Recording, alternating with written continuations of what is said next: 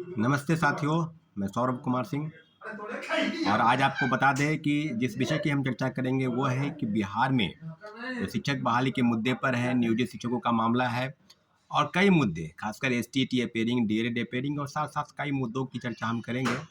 और चर्चों के मुद्दे के संदर्भ में आपको हम बता दें कि 2-3 मुद्दे आज सुबह में भी हम लोग गए थे मिलने बिहार के डिप्टी सीएम, जो पहले विरोधी दल के नेता थे विधान परिषद में, श्री सम्राट चौधरी जी। आज उससे एक डेलीगेशन के रूप में मुलाकात हुई।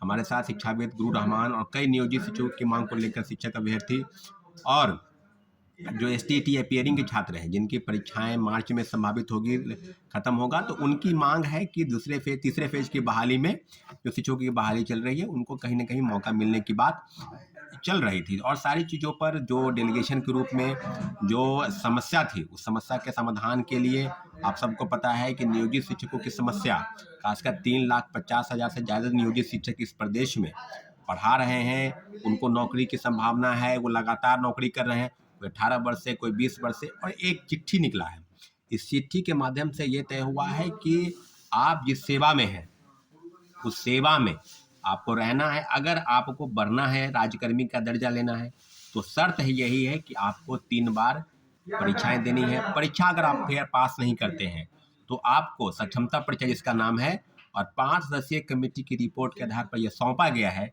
कि सक्षमता परीक्षा के आधार पर आपको राज्यकर्मी का दर्जा मिलेगा। अगर आप फेल कर जाते हैं तो जिस सेवा में हैं उस सेवा से आपको वंचित किया जाएगा, कहने का मतलब नौकरी से हटाया जाएगा।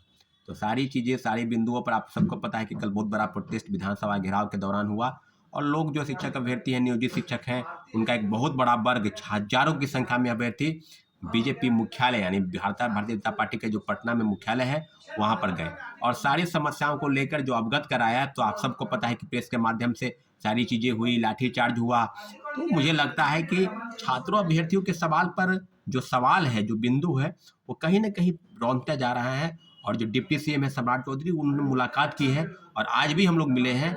हम लोग के साथ में जो 10 सूत्री मांग है उसमें प्रमुख मांग है कि एसटीटी अपियरिंग के छात्र को मौका मिले तीसरे फेज के बाहर फॉर्म अप्लाई करने का। दूसरी प्रमुख मांग डीएलएड छात्र जिनका अगस्त में सेशन हो रहा है वो चौथे फेज के बहाली में बैठेंगे, उनकी समस्या को लेकर दूसरी मांग है जो उनको दिया गया। तीसरी प्रमुख मांग जो डोमिसाइल को लेकर है, डोमिसाइल को लेकर पहले भी प्रखरता के साथ भारतीय जनता पार्टी मुद्दे को बनाती रही है। आज पुनः आपकी सरकार सत्ता में आप हैं तो आप इस चीज़ को देखें कि कैसे आगे बढ़ना है और सारी चीज़ों पर बिंदुवार उनको दिया गया है। चौथी मांग सप्लीमेंट्री रिजल्ट को लेकर है। दूसरे फेज की बहाली में 14,700 पदों पर सप्लीमेंट्री रिजल्ट के लिए बीपीएससी को नोटिस गया था शिक्षा विभाग से कि पूरक परिणाम जारी कर रहे हैं, परंतु पूरक परिणाम जारी नहीं हुआ। पूरक परिणाम जारी नहीं हुए, बस खानापूर्ति हुई। टीआरई-1 में आप सबको याद है कि टीआरई-1 में 4700 पदों के बाद 2773 लोगों का रिजल्ट आया।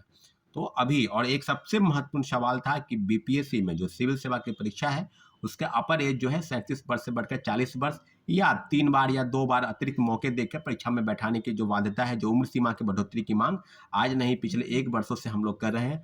और उसके लेकर जो माननीय मुख्यमंत्री जी से लगभग 4 बार छात्रों का एक प्रतिनिधिमंडल भी मिला, उनको बताया भी समस्या का। उन्होंने स्पष्ट रूप से कहा कि देश के तमाम राज्य, लगभग 20 से ज़्यादा राज्य अपनी सिविल सेवा की उम्र सीमा यानी राज्य सिविल सेवा के परीक्षाओं में ऊपरी उम्र सीमा की बढ़ोतरी की है।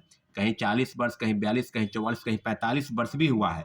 कोई ऐसा राज्य नहीं बाकी है देश में जहाँ के सिविल सेवा परीक्षा में ऊपरी उम्र सीमा की बढ़ोतरी नहीं की गई है, परंतु बिहार एकमात्र ऐसा राज्य है जहाँ पर 37 वर्ष यानी पूरे देश में सबसे न्यूनतम 37 वर्ष जो है वो आयु निर्धारित हुई है।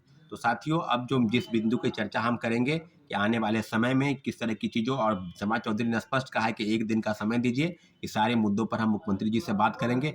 खासकर टीआरई-2 में, टीआरई-3 में जो एसटीटी मुद्दे को लेकर, एसटीटी अपियरिंग, डीएलएड अपियरिंग के मुद्दे को लेकर और उम्र संबंधित मांग यानी 37 वर्ष से बढ़कर 40 वर्ष करने का शिक्षक बहाली में और सिविल सेवा दोनों में, और अटेम्प्ट को लेकर जो 3 बार परीक्षा में बैठने की जो बाध्यता है उसको समाप्त करके कम से कम 5 बार बैठने की बाध्यता को पूरा किया जाए। इन सारे मुद्दों पर हम लोगों ने डिप्टी सीएम से मुलाकात की है और साथ साथ सारे बिंदुओं पर चर्चावार हुई है और उम्मीद करते हैं कि उन्होंने जिस तरह से सकारात्मक जवाब भी दिया है कि इस मामले में माननीय मुख्यमंत्री श्री नीतीश कुमार जी से एक मुलाकात तो करेंगे वो और सारे मामलों पर सुलझाने का प्रयास करेंगे। इसलिए जितने भी शिक्षक अभ्यर्थी हैं, नियोजित शिक्षक हों या तीसरी फेज के बहाली में बैठने अपीयरिंग की मांग को लेकर हुए शिक्षक अभ्यर्थी, सारे मुद्दों पर मुझे लगता है कि समाधान होगा। अगर समाधान नहीं होता है तो लोकतांत्रिक तरीके से जो लड़ाई है उसको लड़ने की ज़रूरत है। हम लोग जल्द से जल्द आगे की बातचीत करेंगे। ठीक है साथियों, धन्यवाद। जय हिंद।